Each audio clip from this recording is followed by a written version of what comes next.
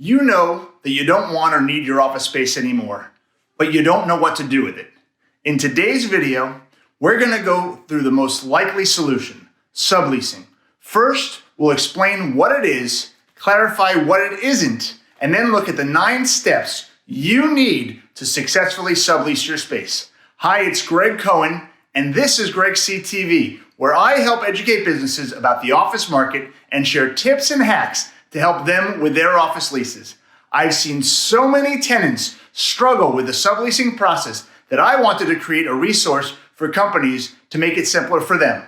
And if you have an office lease or are just interested in this segment of the real estate market, make sure to hit the subscribe button below. So let's get to it.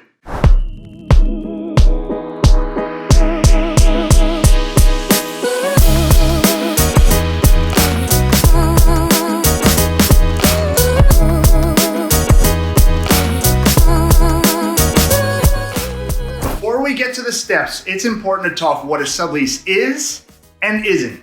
It is finding someone to use your space and pay you rent. In effect, you become a landlord. Your goal is finding someone to help subsidize your rent payments, ideally in full, but more likely a significant portion of your financial obligation to your landlord. It does not get you off the lease. It's important to know that. What are some reasons companies sublease their space?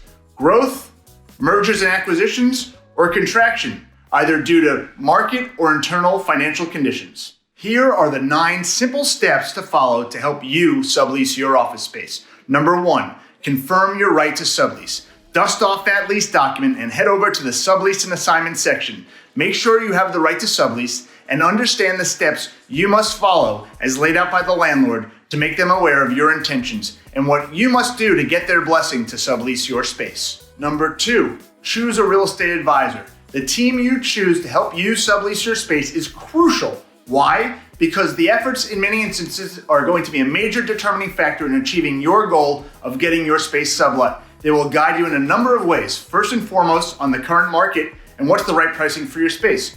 What's the competition like?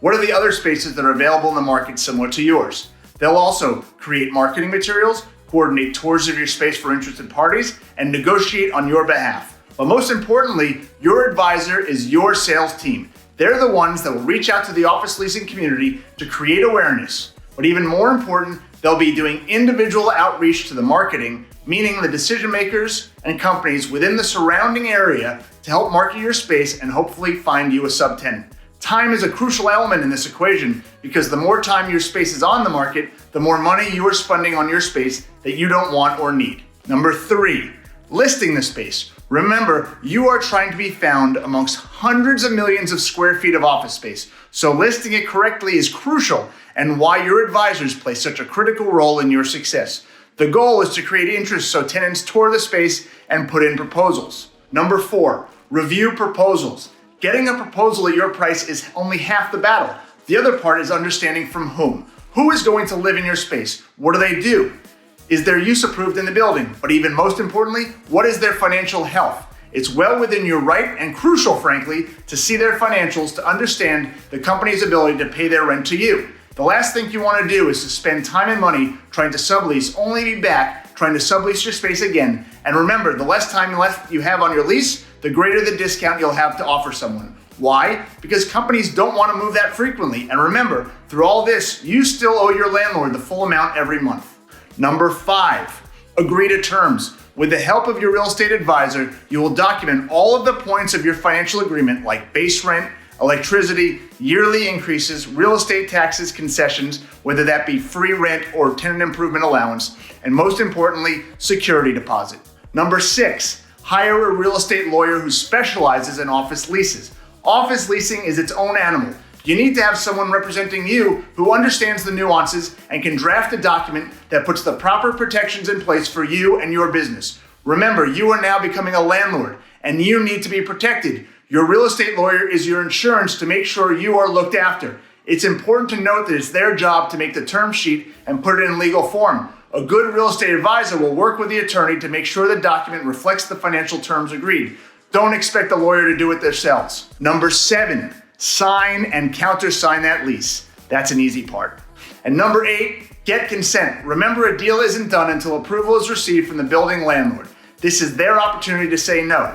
Why would they say no? There are three main reasons. They don't like the tenant. It's well within their right. They'll consider the type of company, the foot traffic that's coming in as a result of the business, the impact that tenant may have on the building systems like elevators, or maybe it's a competitor to another tenant in the building as there's already be agreement in place signed by the landlord, acknowledging no other similar type companies can be in the building. 2, they already have a tenant who needs more space in the building. Remember, a landlord would prefer to keep a growing tenant. If a tenant can't find the space it needs, it will likely leave the building, so the landlord wants to do everything it can to keep that relationship and that cash flow. And number 3, a landlord sees an opportunity to make some money. Number 9, celebrate.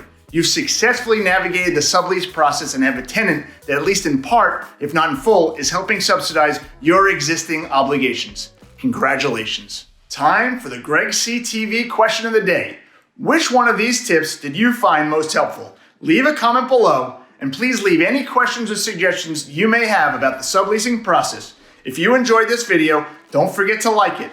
So that's it from me, Greg Cohen, office leasing specialist in New York City. For more tips and tricks about the office leasing process, monthly updates about the office market, and my favorite lunch spots in New York City, make sure to hit the subscribe button below.